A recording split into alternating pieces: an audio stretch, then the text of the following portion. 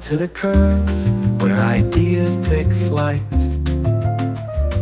blending tech and teaching. Hey, welcome to the Learning Curve. My name is Carl Moen. I'm a digital learning specialist here at Region 7. Alongside me is... My name's Cyndi, and I am the digital learning coordinator here at Region 7. And so we are excited to be joining you again here. It's been a little while. We've had a couple of student events and a conference, and so I've kind of missed just sitting down and talking. Absolutely. It was a very busy fall. Lots of amazing things happened. Lots of amazing things coming up this spring that we can't wait to keep working on. But it's exciting to sit down today to talk about one of our biggest projects that we've got going on. Yeah, and we've talked about it a little bit before, and we'll show a screen grab here in just a second on our tool. This is a tool that we've developed. It's called Write Align, and it is a feedback tool for writing instruction. Yeah. And we try to be very particular in how we talk about this. Yeah, that's been a development, right? Yes, it has. Yeah. Go ahead. Talk about the story of how it just came along if they don't know already. Yeah. So this is a tool that offers a quick and simple way to get scoring on extended constructor responses for the STAR, the EOC test, and that's the kind of the genesis, that's the evolution of it, right? It started as a scoring tool, but where it's really grown and where we like to lean into and think it's even more valuable is in the feedback that it offers. So we try to be very strategic when we talk about it as a feedback tool for writing instruction. And that's really...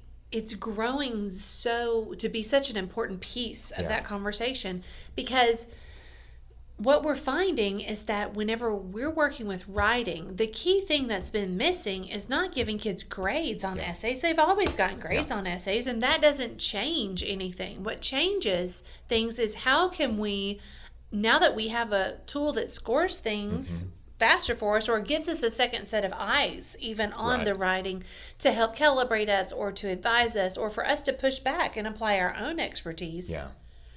What do we do now with that time we've recouped? Hours of time. And how can we use that extra time now to do things we've always wanted to do?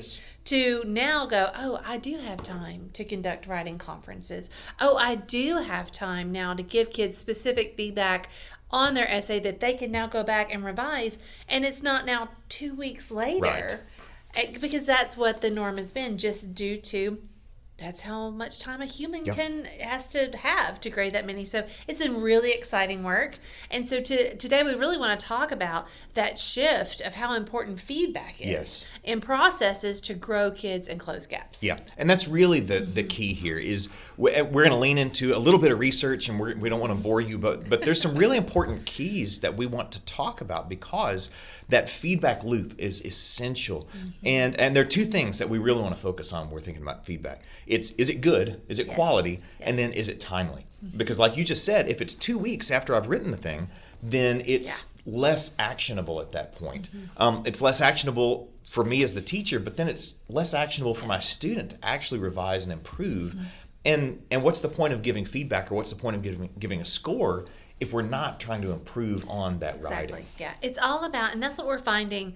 The districts in Region 7 have worked so hard in these last years of making Tier 1 instruction really strong. That's been a huge focus. And so now what we're seeing is once Tier 1 is there, now what's our next goal? Well, the next goal is how do we accelerate instruction to close those gaps? And we really feel that feedback and the quality feedback and the timeliness of feedback is going to be the answer to that question. Absolutely. So I'm going to just kind of walk through real quick what the product does, what Write Align does. And this isn't a sales pitch, although we would love to sell it to you. But just kind of talk about what it does and then how each of those components helps us as the educators really find strategic and even tactical ways to help our students in real time. So when you submit writing samples into the Write Align system, it scores it against all of the TEA rubrics and by grade band. And so whether you're doing an informative or an argumentative essay, paper, it's going to score it on those rubrics, and it's going to highlight for each student not just the score, but really the feedback on their organization of ideas and their writing conventions, which is great if you're doing single, individual writing conferences. And so that's a really helpful thing when you want to do like just one-on-one coaching. The second thing that it's going to do is it's going to show trends across the entire set of samples. So this is really tier 1 level stuff, right? How did all of my students in third period do? Where were they successful? And then where do they need to grow? The third thing that it's going to do is it's going to make suggestions, and we try to be really key on that. Suggestions for grouping. It's not the be-all, end-all for grouping strategies, but it's going to make some suggestions based on key areas of need that these students have. Right. And so that's going to get us into that tier 2 level instruction. So as we think about, and like you already said, we've tried really hard to get our tier 1 instruction taken care of, but now we've got a tool that we can leverage to help support our tier 2 instructional needs. And just a couple of other things. When we talk about Ride Align, we always talk about maybe some golden rules. Yeah. And so I want to think about that too as we talk about this. When we're looking at batch data from feedback, you need to think about what grouping of kids do you put in there. Yeah. And so we recommend class period basis. Yeah. We also, in that feedback that is given, it's not going to be based on score. Right. No. It's so important that the feedback that we give kids isn't, oh, well, you made a 1, so next time we want you to make a 2, or, oh, baby, you made an 80, your goal should be an 85. It's rather, all right, so when we looked at this essay, you did great on writing your central idea. You chose very relevant evidence, but that explanation of evidence, that is really weak. And so that's where we need to shore up that piece and give them that specific and relevant of feedback so that then that kiddo can then go and practice how to do that better by seeing exemplars or talking with a peer, or, oh my goodness, maybe even thought partnering with AI if we have those set up through School AI and Snorkel. So that's what we're talking about here, is making sure that the feedback that we're giving kids is very specific and that there's a system built where they can go and take action on that feedback. Right. And that's the key thing. We need it to be actionable. We need our students to have the opportunity to do something with the feedback that we've given them. We want them to improve on central idea and things. And then what I love about this is now we can take that tier 2 grouping. We can take those groups, those areas of need, and we can give some either small group or even independent practice. And the other thing that the tool will do is it will actually give you instructional strategies that you can put into place, which is very helpful, because maybe I can see that my students need some help with writing an introduction or conclusion. Maybe I can see that, but how do I now personalize that, or how do I individualize that for every single student or group of students when I've got 25 and I have 4 groups running at the same time? I'm thinking about a funny story. One time I was talking to a group of teachers, and there was a certain skill that overall, we needed some support in. And I looked at them and I said, so let's go do some research on what other options are. Because I know you didn't save your best lesson for star review. Right. I know you gave your best lesson that you know and is available to you the very first rattle out of the box. And so having this chatbot that then has access to so many different options of lessons to advise and be a thought partner with, it's really a wonderful thing. Yes. Because again, I think we're all doing our very best the very first time to grow these specific skills in kids through direct instruction, through modeling, through practice. And so if it's not sticking, we can't do it slower and louder. We have to do it differently. And so that's another great thing that this system can do based on the feedback that we're given and where we see tier 1 trends, and maybe even, I'm working with tier 2 small groups. So what do I do with those? Well, and the other thing that I like is by giving us these targeted groups of instruction, it's almost building our station rotation model. It is. And that's something that has kind of organically developed as we've tried to identify where the places that we can have some impact on these students. And what I love is when we go out and train, and the report that the system gives you, and teachers start to go, oh, well, this could be this, or this could be that. And I was really proud. I was in a district a couple of weeks ago, and I was working with high school teachers. And I'm a former high school teacher, so I can say this: we're not the best at station rotation. It's a little terrifying, and that's not really something that gets trained into us as high school or even secondary teachers sometimes. And this was a high school English teacher, and she identified, she's like, this has built my stations for me. And I was so excited that she saw that connection and then could put that easily into practice. Right. So let's talk about what that would look like. Yeah. So when we get the report from Right Align, or if you're looking at any type of data that you're getting back from your kids, you want to first look at how should you group kids based on skill, so that you can have a teacher small group where you work on a specific skill right then to give them feedback on to grow that skill. But then you can look at the report, as Carl stated. It has those tier 1 analysis to show where the strengths are and where the weaknesses are. So while I'm working in small teacher groups with kids based on their specific skill, let's say Cyndi needs help on thesis and Carl needs help on evidence, we would be in 2 separate groups. Yeah. But then tier 1 for the whole class, the teacher sees that there's a consistent misuse of compound sentences or run-on sentences. So she's going to have some work over here for them to practice that with tier 1. Or let's say that I could even build out a station where the kiddo or kiddos can go in and they can get feedback from a great system like Snorkel, like we've talked about. Yep. Or let's say that it's word choice. My kids are using lots of vague choices, and they need to be able to structure those sentences more specifically to communicate message. I could put that at a station. And so I'm using that report or that data to create small groups based on student need. But then my other stations are helping address tier 1 concerns. Or you could even do based on the tier 2 concerns. You just would have to build a few more stations that way. Yeah, absolutely. And I want to go back to, because we've actually talked about tiered instruction on the podcast before, and I wanted to kind of lean into why we're talking about this now. What's the difference in how we're talking about this right now?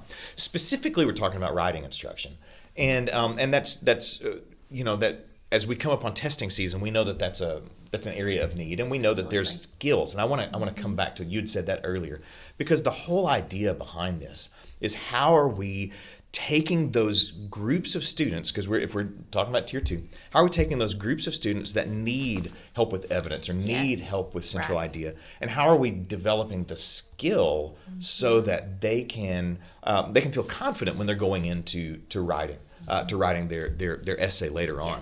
And so that's kind of the reason that we're bringing this back up, and the reason that we're spending time talking about this today is because we really want to focus on how are we developing skills.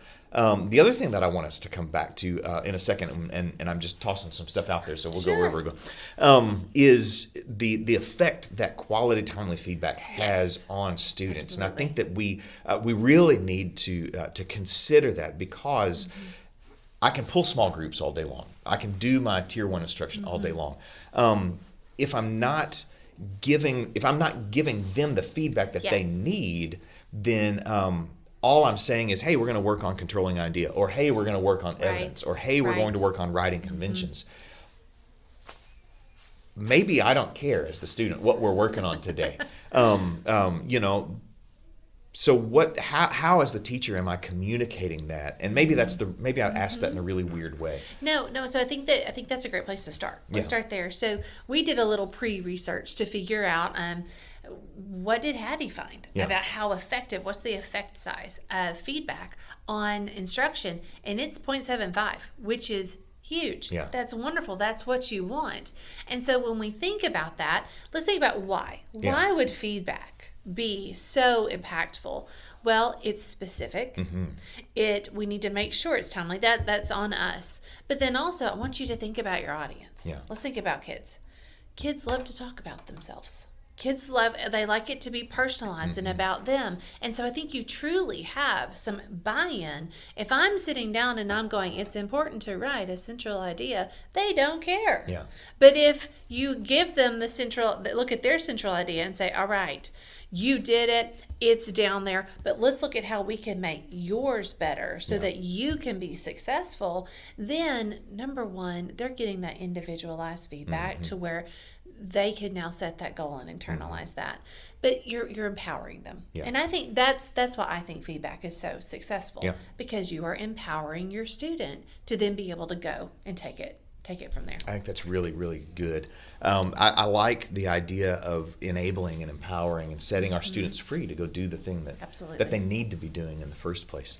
The other thing that I think is really, really valuable about this feedback that we're getting from this report, and even if you're just doing it yourself, quality, timely feedback, is yes, I've got tier 1 level things that now I can go to my entire class because I see that they need help with compound sentences or whatever it might be.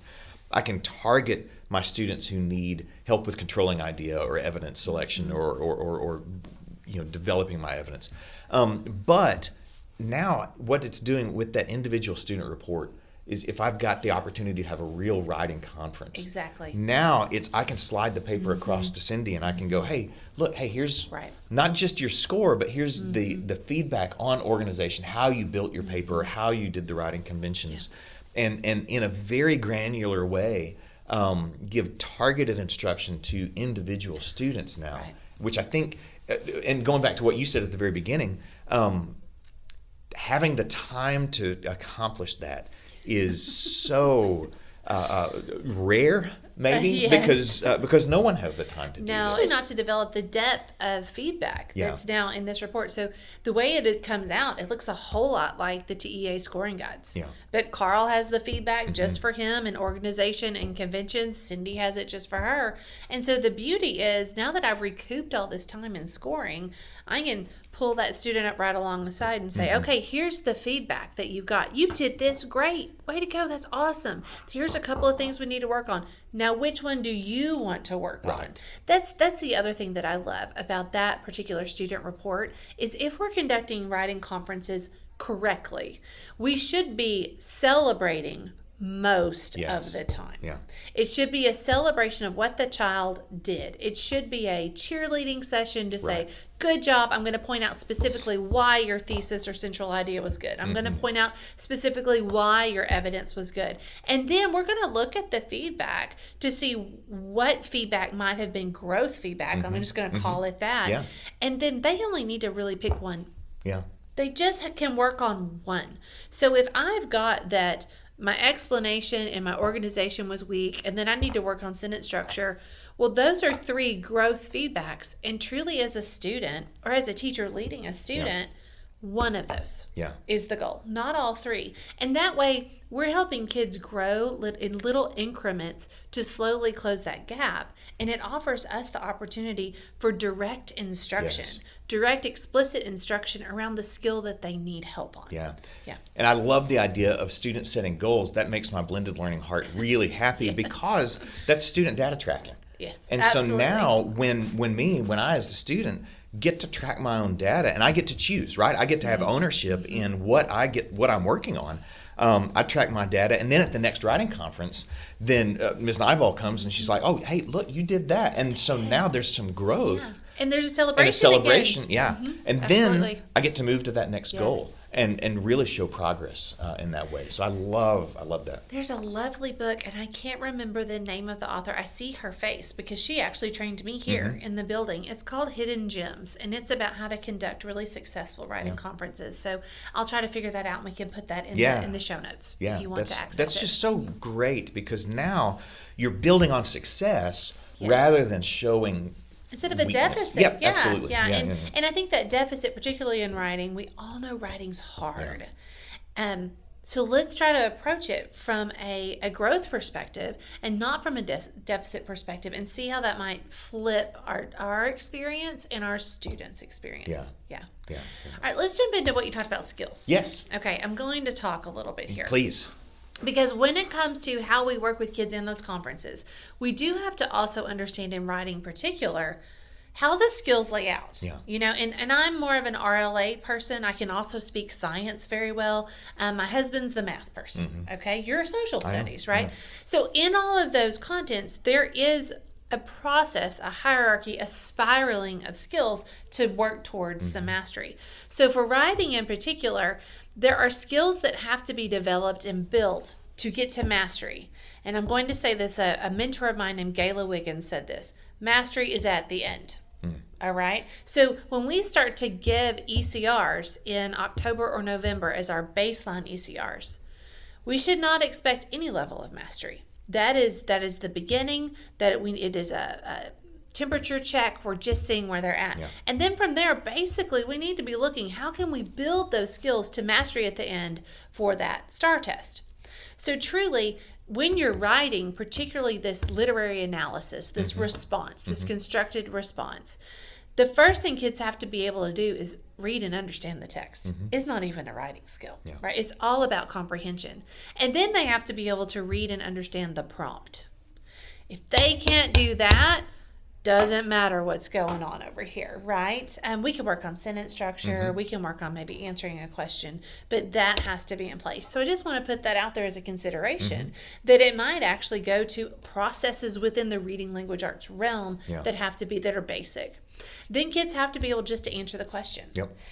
Over 50% of the state is still getting zeros on ECRs because they don't answer the question. I do want to brag on Region 7, though. Can I do that? Absolutely, please. Region 7 districts, we were hitting at about, it was 56% zeros, it was 52% zeros. This year we dropped down to 46%. Hey, that's great. I am super proud of that. That is definitely a change, and we're reducing that. And I really think that it goes back to, we're working on making sure kids understand the prompt and answer the question. And then from there, I can develop writing. So I can, once I have my answer, then I can use, I need to have evidence. Actually, you need to have evidence before you have your answer. Then I can write my central idea. I've got my evidence. Can I explain that evidence? And y'all, that's when organization comes in. We should not talk to kids at all about organization until they understand what they read, they can answer the question, they have evidence to prove that answer, and they can get something down. Then we talk about organization. We don't start the writing process with teaching them an introduction. We've got to gather their thoughts. And then finally, we can work with them on editing and revision. So I say those things intentionally because if kids are struggling, we don't start with word choice. Right. We have to start with just understanding the question and answering it, particularly with an ECR, which is literary analysis. So throwing that out there for consideration, when you're looking at your kids and writing and you're putting them in small groups to focus on skill, consider that layout whenever you decide who to work with in what area. It's really an important thing to know about. You know, I think that as you were talking, I kept going back to a conversation we were having earlier, that when you identify the problem, sometimes you have to actually work your way back to the root cause of that problem. And so if you're having consistent issues with students not scoring well or not answering the question, then maybe it's a reading problem, and maybe we need to go back and do the reading comprehension piece. I agree completely. And so that's that root cause analysis kind of a thing where now I'm glad I got to work that into the conversation. You did. Where now we've identified the issue, but we have to really work back to what's causing that. Why is it that we're consistently not answering the question? Or now that we've answered the question, why is it that we're consistently not finding evidence or not explaining our evidence? Is it falling and apart? So really doing the work there to build on those. And I think that's where that feedback's going to be so helpful to the kids, because we're grown. We have processes that just work in the back of our head that we don't even realize are processes. An analogy, I went and watched a friend's daughter play basketball. I played basketball almost all the way through high school. And I didn't realize how many skills I had in the background that were necessary for me just to even dribble the ball down the court and pass it to an open player. I have to have spatial recognition. I need to know where the different players are. I need to be able to manipulate that ball, both forward and side to side. I need to be able to, and I could just go on. And I was watching these little girls, and they were learning all of those things. And so my analogy is that our writers are very much in the same place. There are all these parts that have to come together for them to be successful. So when we're considering how to support them with a specific skill and to give them specific feedback, I don't think too much specificity is harmful, because there's probably something in that mix that we may be assuming, or they may be assuming is correct, that we need to uncover and dig into. The other thing that I think is really important is how we define success. And we talked about that, right? Because we're talking about setting goals, and we're talking about growing in those goals. But how we define success in process, right? Because you said mastery happens at the end. But in between the first assessment, the first time we write, and that one, there are multiple assessments. So what does success look like tomorrow? What does it look like now? Because it's, and we've used this example before when we're talking about a little guy who scored a 2 on his essay. Oh, yeah. It's not necessarily practical to get him to a 10, maybe not even by the end of that year, maybe the end of the next year or 2 years from now. So success doesn't look like I'm moving from a 2 to a 10. It might look like I'm moving from a 2 to a 3 or a 4. Absolutely. And so that incremental growth, because then that gives us the opportunity to celebrate those small growth steps, and it helps the student develop, I think, the grit and that growth mindset even. Absolutely. That I can do this. It might take me a little while. You don't start out running a 4-minute mile. That's what I was thinking. A couch to 5K. Yeah, right? yeah, exactly. Yeah. It's you gotta work yourself do. to that, Yeah. and so you can't. And weightlifting or any kind of training, right? Chess, you don't get good at chess by sitting down and just learning Sure. the moves. You have to really learn strategy, and you're not going to be the grand master whatever tomorrow. It's going to take years of time, and so just food for thought. When you're working with your students, you've got some students on that lower end of the spectrum.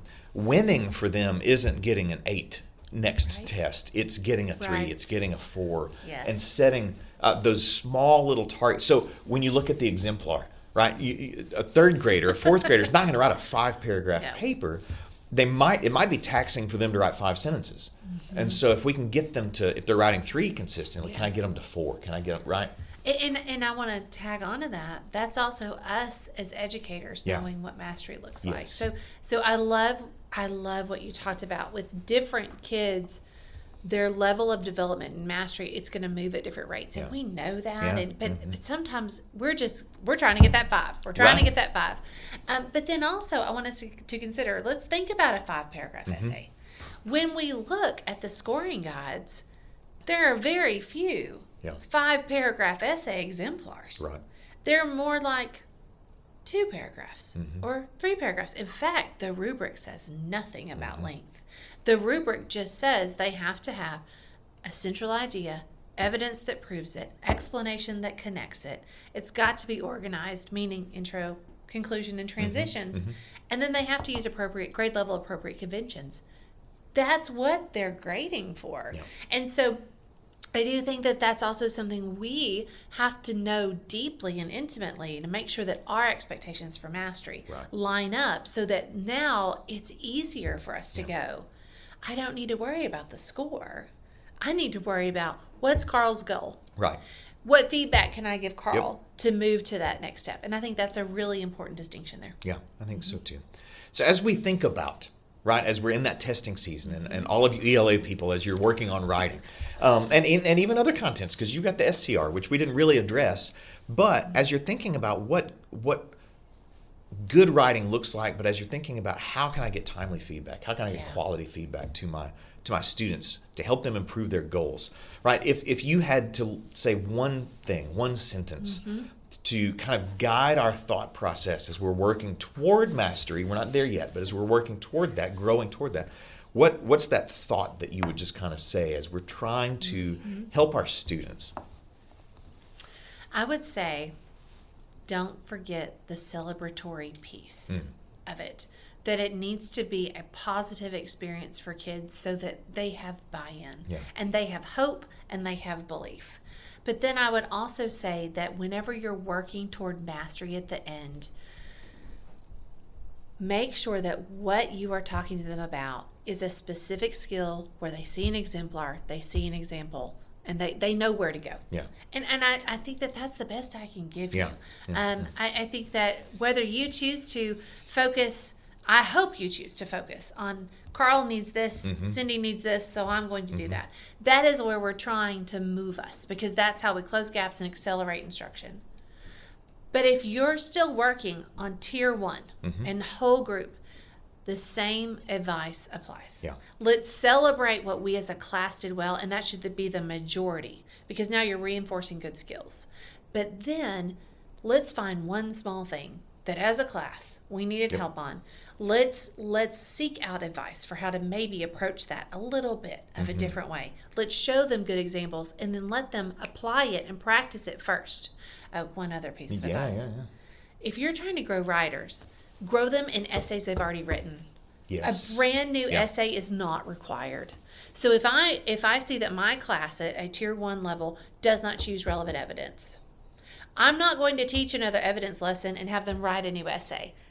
I'm going to teach an evidence lesson. I'm going to review it. Maybe I need to make it more interactive. Maybe it needs to be on a topic that they're interested in, like food or Nintendo or whatever, so that they have buy-in, and then they need to go fix the one that's already there. There's too much cognitive load to get to a new one. So that's another bonus. No, I love that. And I think I want to address that really quickly because we spend so much time writing that first piece that we rarely spend time going back to revise and edit.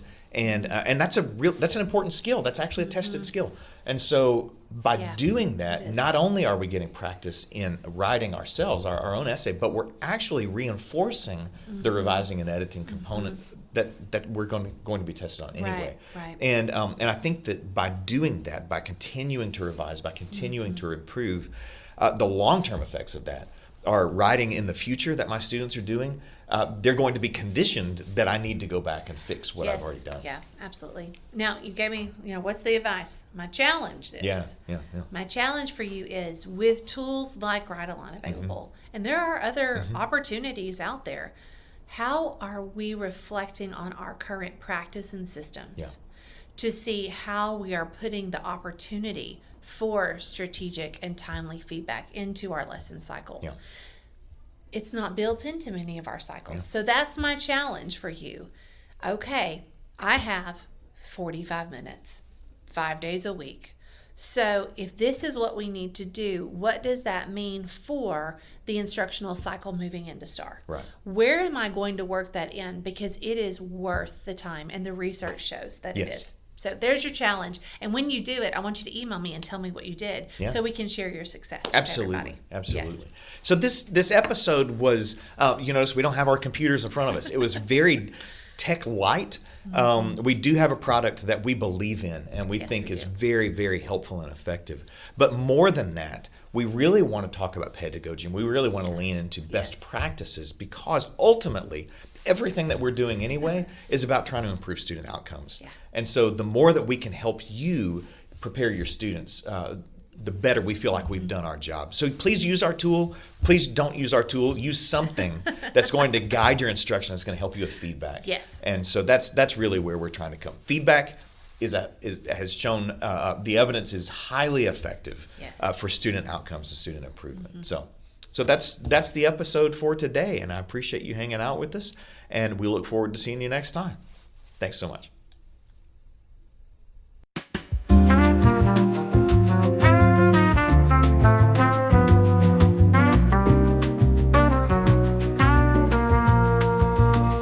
Welcome to the curve, where ideas take flight.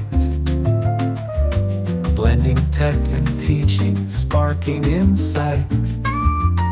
From digital tips to stories untold, we're here to inspire, to break the mold. The learning curve, where minds evolve. Innovate, educate, together we solve. Join the journey where growth is key. In the learning curve, we set knowledge free. The learning curve, where minds evolve. Innovate, educate, together we solve. Join the journey where growth